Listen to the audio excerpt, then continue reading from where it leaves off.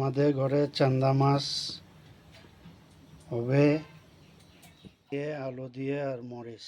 দেখো মাছটা ভাজা করা হচ্ছে।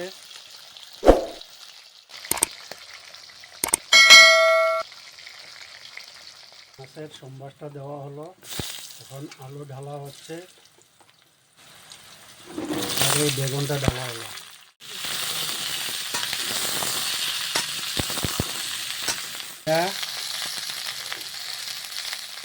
হলদি এই লবণ ঢালা হলো, এখন একটু চাকলানো হবে।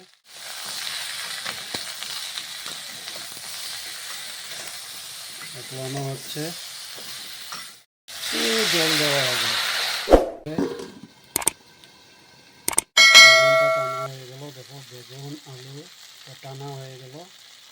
এই ঝোলটা দেওয়া হলো, ঝোল দেওয়া হলো। এখন তারপরে অনেকটা নাড়াচাড়া দেওয়া হবে।